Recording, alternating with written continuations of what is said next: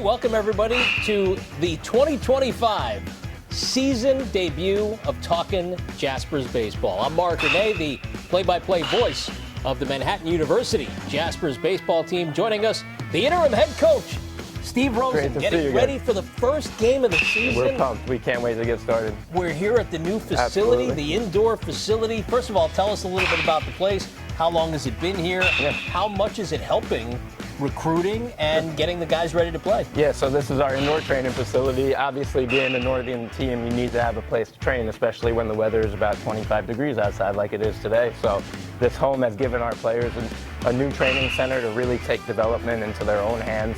They have 24/7 access control to the space, so they can come at any time of the day, get as much swings or as much throwing in as they needed. And to be honest with you, it's a difference maker for our program. It has changed our program. I think it's elevated us to a higher standard. It's allowed us to create a standard within our program for the way we take care of this place. And I think that that's a huge thing for building a program. And we're just so thankful for the support and to finally have a new home for us. Talking about changes in the program, obviously you're the head coach now as opposed to the pitching coach. How has your life changed in the last several months? It's been a transformation process. Every day is a new day. We just wake up and try to attack each and every day like it's a new day with a new opportunity to go out and provide for these guys. So we're trying to give them the best possible experience in their time here at Manhattan.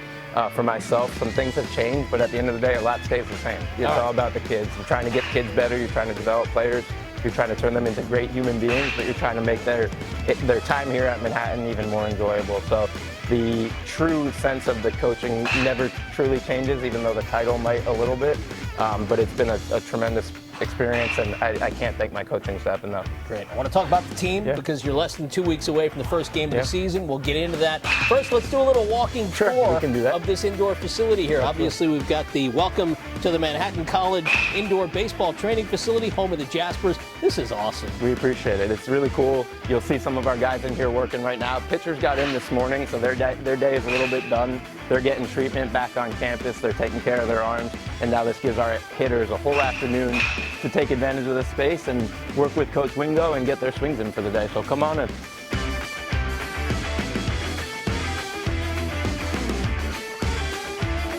"60 feet 6 inches. 60 feet 6 inches. We have multiple mounds in the corner. We have our big hack machine over there. As soon as these guys finish up their swings for the day, they're going to transition to a breaking ball machine. It's kind of the back end of their work after they face Coach Wingo and his live arm, and also do some work off of the fastball machine over there. You'll see those guys move from those two cages to this wide cage. Having a wide cage where you can see ball flight is such a critical part to developing hitters. So they love hitting in this area. It creates great flow so that multiple hitters can be in here all at once. And like I said, you'll see as they naturally progress through their hitting work for the day. We can work our way down to sort of our pitching area. If we hop in our cage right here, again, the pitchers got in this morning, so their day is kind of done. But if you came in with us this morning, you would have seen 23 different pitchers getting their work in. This is kind of our pitching lab over here. We'll use these screens to connect TrackMan. We do a lot of stuff with TrackMan, with True Media, with Synergy. Anything we can do to provide for our players, we're trying to give them the best of what's out there. And it's really aided in our development of pitchers. So they'll come in here, we'll put TrackMan data up on the screen, they'll get their work in over here. And again, we're in January right now, or in February, I should say. It's really cold. This is an awesome place for pitchers to come turn that heat switch on a little bit and gear up their arm the right way. Very cozy in here, too. It is. You talked about the screen. I want to talk about discipline, tempo. Tell everybody what that means. Tempo is the acronym that we're using in our program to, again, sort of set a standard. So each word stands for something that's meaningful to our program for different reasons. And every day these guys come in, it's a good reminder for them that we're setting the discipline, we're using discipline to create a culture in our program, and tradition, energy, mudita, process, and obsession is what our tempo stands for. And it's helped aid in the process of building a culture. It's not something that when you take over a program you expect to happen just overnight, but you understand it's a long process. And these little things help us in sort of instilling that message to the players. What's been the biggest change for you transitioning from pitching coach to head coach? I think you're just overseeing a lot more areas of the program. Obviously, you're looking at travel and everything that comes from the program from the top down. So while you were in the pitching coach role, you're definitely laser focused on the development of our pitchers, executing PFTs, team bunt plays. So that never changes. As the head coach, you're always in charge of those things as well. You're putting team plays on, you're making sure your pitchers can handle PFP, you're making sure your pitchers can throw strikes, but now you're also overseeing the offense a little bit. Again, administrative tasks in the office, recruiting, it all kind of comes from the head coach down, and that would be the biggest sort of change that I've had to go through. But again, you keep the main thing, it all comes back to the players. So that truly never changes. We're a coaching staff that's really committed to the idea of developing players. That's what we try to do. That's why we come to work every day. We just love working with these guys. And whether you're the pitching coach, the hitting coach, or the head coach, that never changes. Our coaching staff is so committed to just coming to work every day and really giving these guys an experience that they enjoy, but that they're also getting better every day when they come to work. All right, before we talk about the roster, I want to talk about the coaching staff. Sure. We mentioned already the live arm of a certain Yes, Wingo. sir, he's over there right now getting his work in for us. Made headlines, obviously, last July when he threw during the home run derby at the All-Star game for MLB. We get to provide our guys every single day major league quality batting practice, which comes from Coach Wingo. I think he was making a joke the other day that he saw in a TikTok segment that he was ranked the 7th best pitcher of that home run derby, and I have to kind of stick up for my coach here. I would have put him much higher on that list because in my time coaching college baseball, I haven't come across somebody who throws the quality of batting practice that Coach Wingo does. It's such an underappreciated aspect 100%. of the game. And particularly for what we're doing from an offensive development standpoint, we're really keen in on certain parts of the plate. And to have a hitting coach who can actually execute the batting practice that is needed for the hitting style that we're preaching here and what we're promoting in our program, it all kind of relies on Coach Wingo. We don't want to put too much pressure on him, but his ability to go from black to black or within that plate or spin a couple breaking balls during BP, it's vital for our hitters to be able to develop the way we want them to. Coach Englert back after another successful Cape Cod season. How good is it to have him in the fold? I couldn't do this without Coach Englert. I truly mean that in every sense of it. Coach Englert is going to sort of be our field manager, so he's handling our bunt defenses, he's handling our infield shifts, he's handling our outfield shifts. We're going to work together from the dugout to put things on from an offensive perspective. And again, you have that baseball lifer who's been around the game for so long, who has seen, we joke often that there's nothing that he hasn't seen.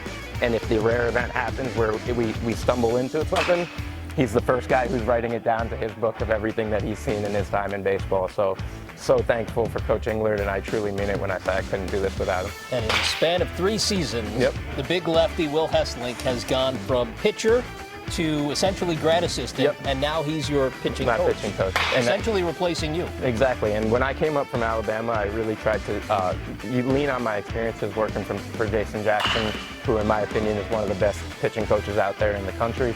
Coach Hesselink got to experience what Coach Jackson taught me when he was a pitcher in our program. I think that allowed him to sort of understand how much the process and the program works because he was somebody who developed in it himself. And then in the second year, Coach Hesselink really became my assistant pitching coach.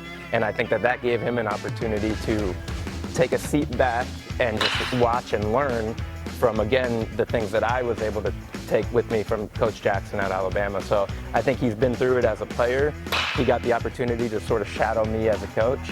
And I think he's done a very good job in sort of transitioning into that full pitching coach role now. You are by no stretch an old head like me, but you are a few years removed from your playing days. How much does it help a college baseball team to have a guy like Slinky, who's only been out of the program as far as an active player 100%. goes for 2 years? Yeah, it gives the guys always a coach that they can feel comfortable talking to. Not to say that they can't feel comfortable talking to me or to Coach Wingo.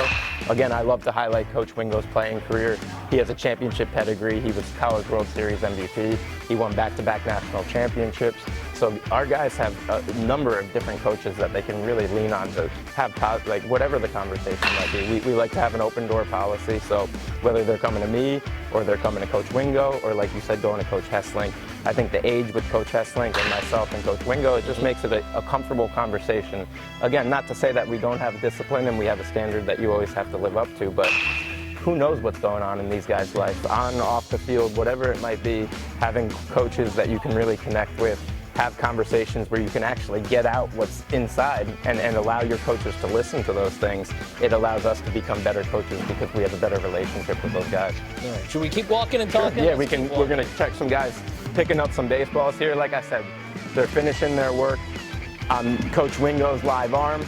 They're transitioning to a fastball machine, and then before their day is done, they're going to transition into our breaking ball machine over here. So they're right in the middle of sort of a rotation that's happening right now. They'll continue their work, and like I said, Coach Wingo will be there for them as they finish up their day in here. Got a week and a half until opening day. Yeah. How close to ready are you to see your guys take the field for real? I couldn't be more excited about it. We've obviously been training for this for months now, so we're all really eager to hit the field. And the message that we try to go out and put in front of our players every day is just win today. But wake up with an absolute obsession with every bit of what you can control and just go out there and win today. And I think when you've done that so many days in a row, it's naturally hard to not get excited about what's coming up. So that's the message that we're going to continue to pump out to the guys. But at the same time, I think everybody's ready to stop playing each other and start playing a team with a different uniform on. All right, let's talk about the roster. By my count, you've got 17 returning players, 15 transfers, and 8 true freshmen. Let's start with the guys who were back from last year and the year before that. Who stood out so far in terms of most improved? Yeah, I think the first name that comes to mind is Trevor Hansen. Trevor Hansen was a second-team All-MAC player last year. He's continued to make strides in all areas of his game. His freshman year, we had him over at third base. Last year, we had him over at first base. This year, he's going to move back to third base. So just the natural growth that Trevor's made, his body, his increase in strength, his defensive abilities, and then I want to touch on his leadership abilities as well. He's somebody who's an intimidating presence, a big, strong guy. Bouncer.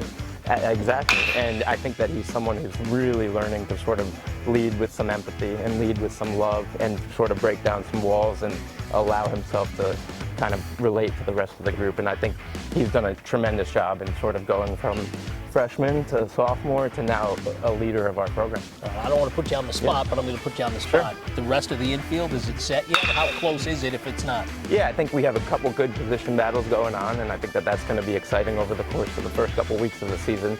But at the same time, we have a newcomer in Ryan Lordier. I think he'll be starting the season at second base, a transfer from West Valley Junior College out in California. Tremendous bat-to-ball skills. Real strong kid. I like to call him, he's our Dan Ugla. If you look at his arms, he kind of looks like Popeye. Nice. And that's something that we love. We love big, strong guys who impact the ball hard, and I think Ryan's really done that since the day he got on campus. I wonder how far we are from people not knowing who Dan Ugla is. Yeah, I'm not sure. Go to Baseball Reference. If they do, they'll see a dude who looks just like Ryan Lordier because his arms are kind of like this. And then we have another transfer in Tyler Gayetti, who's coming over from Sacred Heart. Okay. He's probably going to pencil in over at first base, another big, strong body who can really impact the ball real hard. We're excited about having him. And then, like I said, great battle going on at shortstop between Josiah Brown and Jake Hatch. Both guys who bring a ton of energy, both different kind of styles of game that can help the team win in different ways, and we're excited about giving them both an opportunity to go out there and show what they can do. Kind of funny for Gayetti, who's at Sacred Heart. Yeah. When they were in the NEC, now they're in the MAC, so he's going to see his old teammates. It's familiar. We've picked his brain a little bit. Obviously, we're going to work on some scouting reports, and it's good to have somebody who's played in a similar league to ours now coming into our program, and somebody who, he's a grad student, so he's been around baseball for a while now. He's battle tested. He has at bats under his belt. He's performed well. And again, we're excited to have him in our program and see what he can do for our offense. Catching situation? Yeah. How does that shake out? Catching situation is great. We have a great leader coming back in Andreas Lewis. He's really taken a step this year. The transformation that he's made from last year to this year, I want to highlight his body transformation. Oh, he looked like a completely different guy. I think he said he lost 40 pounds over the offseason. He got with a personal trainer. He worked really hard and dedicated himself to his body and training, and he's become a guy who's taken another step, both on the field and then sort of off the field as a leader for our program. So Dre will be back there catching a whole lot. We also have a transfer from the University of Alabama and Pearl River Junior College named Hunter Sudi, left-handed bat who I see penciling into the DH role while also getting some time behind the dish. So we're confident in our catching situation. Yeah, whatever Dre's doing diet-wise, it's working, because I lost 40 pounds over the offseason, but I gained almost all of it back. So I think you're going to have January a 1st. couple conversations with Dre, because that dude is getting everybody's body in our program right now. That's awesome. That's awesome. And what's the outfield looking like? Yeah, so the outfield is, I think there's going to be a good battle in center field. We got Aiden Katzman, who's back and does a lot of things as far as a spark plug, a tone setter at the top of your order. We have a couple freshmen who are really making some good strides and pushing for some playing time there. We have Dylan Meyer coming back, who can kind of do multiple things. He can be out in left field, he can be over at first base, he can even play some center field, which he did for us last year. And then we have a great transfer in Aiden Toklas, who's coming over from San Mateo Junior College. Has had a tremendous fall and early preseason build-up, really impacting the ball hard, making really good quality contact. And then we have a number of other guys. Nico Matera is going to be in the mix. Jeremy Sosa is going to be in the mix. So a lot to sort of unfold throughout the course of the season. When you're a northern team, it can be challenging. We haven't gotten on the field and had a scrimmage yet. I think those guys down in the south might be on scrimmage number 6, 7, 8. So we're still in this process of sort of evaluating our team, especially in these first few weeks. Obviously, we know what they did in the fall, but things change from the fall to the spring. And guys make jumps, guys' confidence comes in different timelines. And I think you're going to see a process of our guys getting out on the field and getting better the more they're out there. And I think that's going to lead to some opportunities for individual guys. And how's your pitching staff shaping up as we stand here the first week of February? Yeah, and the recruiting process this summer, we really tried to prioritize battle-tested arms. So we really looked hard at some junior college arms, guys who had innings under their belts in college, and we thought that would give them an opportunity to come into our program, hit the mound with some experience and some battle tested to them. So we have a guy named Braden Romero coming over from Gateway Junior College out in Arizona. Threw a ton of innings for them last year, has had a really good fall for us, and again, a really good preseason build-up. Another junior college arm, Brad Grasser, great pitchability, a good pitch repertoire, and somebody else who's battle tested through a lot of innings at the junior college level. A multitude of guys who some are penciling in maybe for late game roles, some can be potential bridge roles, and then we have a couple guys making great strides and fighting for starting positions. So I know everybody on that staff wants those starting roles, and at the end of the day, we have a few weeks to sort of let it unfold and figure out what might be best for us by the time we get to conference play. But it's going to give everybody in our pitching staff an opportunity to get out on the field and pitch in game early in the season, and I think that's going to be huge for the development of each individual guy and our pitching staff as a whole. And in terms of guys who've come back from last year, who's really opened your eyes between last May? Again, another returner I'd like to call out is Trey Packin. Trey's made a real commitment to his body. We had a conversation in my office back in December where he really showed this want to learn how to build his body, and we talked from the very detailedness to the macros of carbs and proteins and fats, and he's a kid who went home and he put on the weight. His body looks great. His pitch repertoire is improved with an improved cutter and an improved slider. He's throwing a lot of strikes. He's someone who I think, again, just like Trevor, another junior who's had the opportunity to be here as a freshman, to be here as a sophomore, and now take more of a leadership role now as a junior in our program. So we're excited for Trey this year. All right, we talked about the guys coming back. We talked about a handful of your transfers. Let's talk, as I mentioned, you've got, I think, 8 freshmen brand new to the program. Definitely. Let's single out one or two of them. The first one on the mound that comes to mind is Jackson Klein, left-hander that we brought out here from California.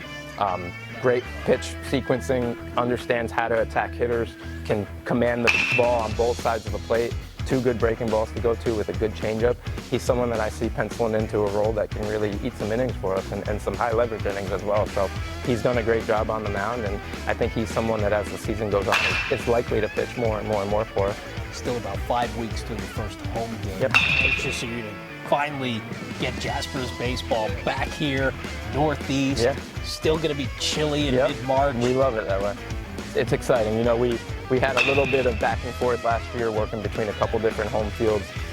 Due to natural field issues, we're going to have to open up on turf in early March. We can't control too much about the fact that Pomona Stadium's not going to be quite ready by early March in the Northeast. So we're going to play our first 6 games on turf, and then we'll transition to play the rest of our home schedule at Clover Stadium. And we're so excited about that. It sets up great for a game day experience, a game day vibe. Guys get to the park. It feels like you're a major leaguer for the day when you walk into that stadium. So I know our guys are eager to get over there, to be playing over there, and to have a home field you can call your own is always a great thing. All right, let's put the league on notice. The MAC season, obviously last year a little bit of a disappointment, didn't get to the tournament after making it the year before. What kind of gauntlet can we throw down to the MAC, which is expanded now? Yeah, the MAC has expanded, and what it's, I think, proven to be over the last few years with the transfer portal is that guys understand when you come into the MAC, you're seeing some really high-level college baseball, both offensively and on the mound. And the MAC has turned into a league where if you go out and show the world what you can do, who knows what opportunities open up for you. But it's really a testament to the talent across the board for each and every team in the league. You see guys who were at MAC programs last year who are now hitting 3 for Wake Forest or hitting 1 for LSU. Like the league has become better and better in my time here, and that's going to be a test for our players. We've made goals as a program for what we want to accomplish. Getting into the MAC playoffs is the first goal. Sure. Winning the tournament would be the second goal, and then going on from there. But again, it's a league that's battle tested. I have a feeling it's going to be a lot of older players, a lot of transfers who are coming in with 2, 3, 4 years of experience under their belt. And that's going to make for some really competitive baseball all year. So we got a lot of challenges ahead of us, but we're so excited to go get after them. Just want to point out, I don't know what kind of pitch count Wingo's on, but he is like rubber on. I think he's well over probably 1 million since we got here this fall. It never ends. And I think it's a comment that the guys always will come up to him and say, "You must be feeling gas." But the funny thing is, I check in with Coach Wingo every morning, and the answer never changes. "Coach, let me throw. I want to throw." And so we appreciate that in our program. I'm watching him here. He's got the same motion. He's taking the same pause between throws. It's like routine. An Iron Mike. It's routine. We talk about having a routine in our program all the time, and Coach Wingo has his routine. It's what gets him right every day. And it's a good message for our players because when they see your coach working as hard as Coach Wingo does, it can't help but, again, you want those guys working the same way in your program. So, Coach Wingo, we're super grateful for you because we know how much BP you're throwing, and I think our hitters really appreciate it. Seriously, what ages me out first, Dan Uggla or Iron Mike? Iron Mike, yeah, I can't remember the last time I've seen a real Iron Mike. All right, let's take a look at the rest of the facility.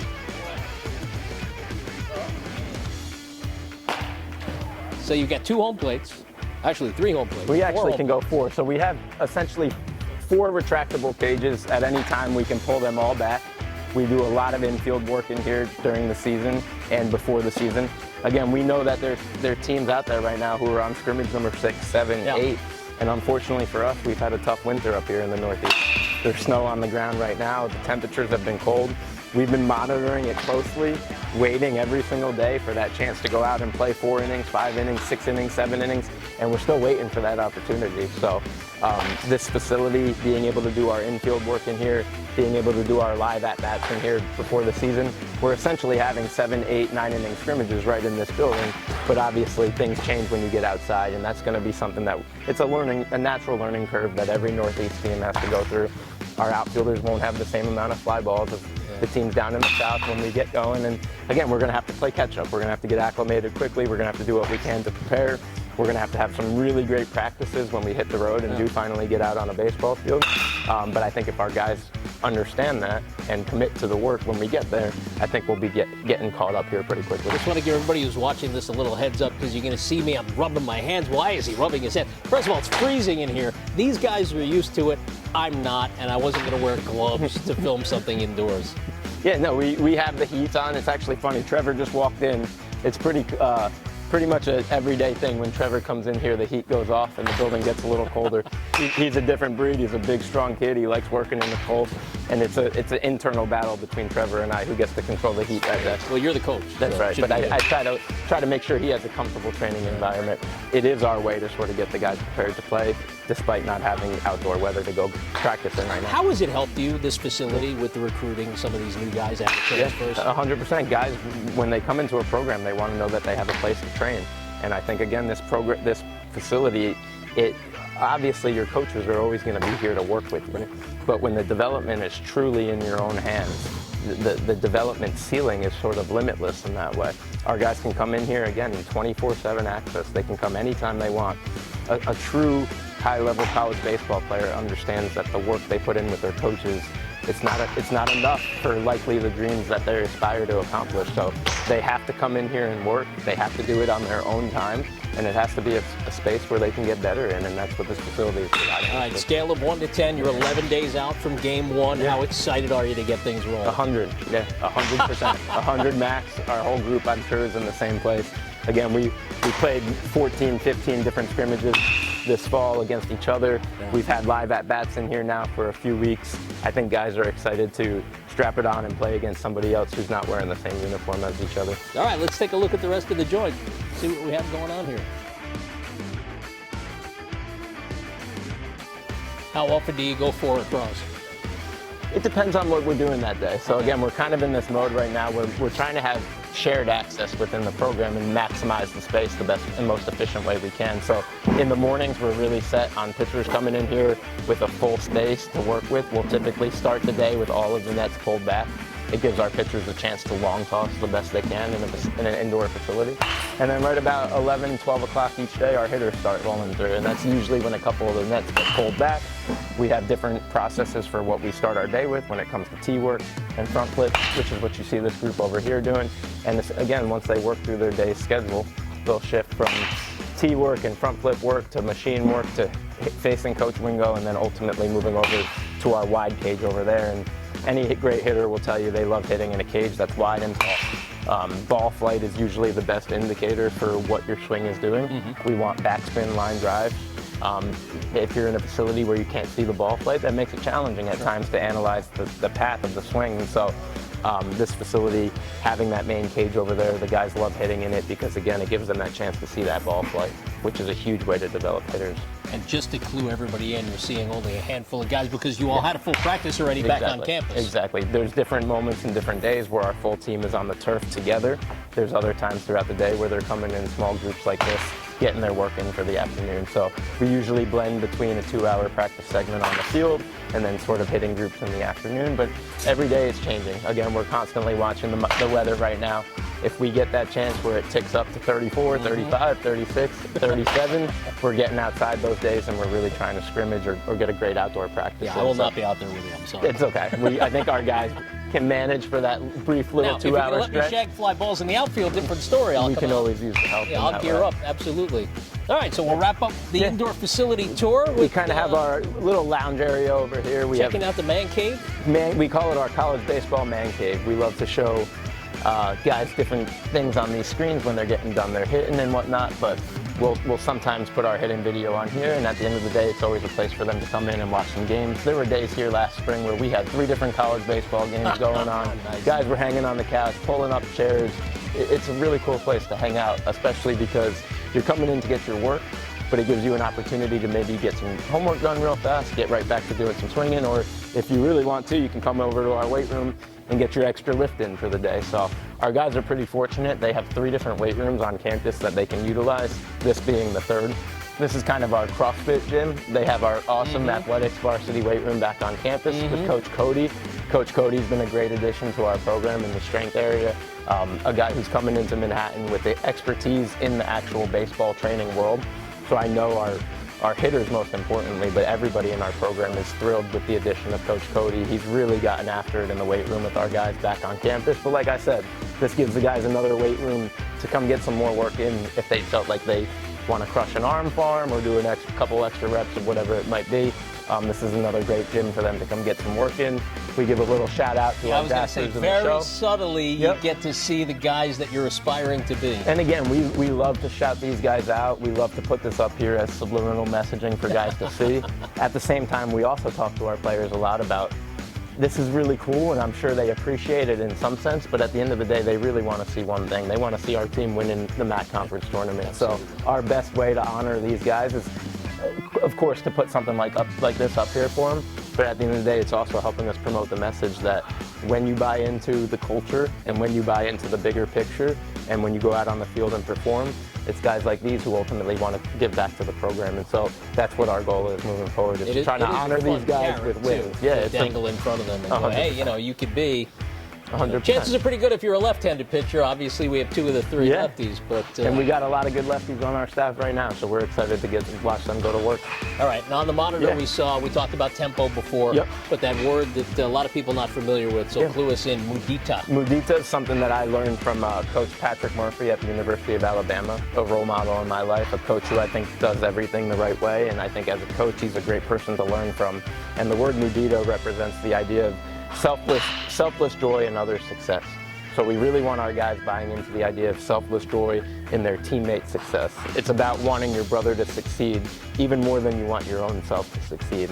And it's truly a special thing that if all guys in the organization can buy in and commit to that, that's typically when really great things happen. And I think Coach Patrick Murphy has sort of been the leading example of what the idea of Mudita represents and how it can help programs.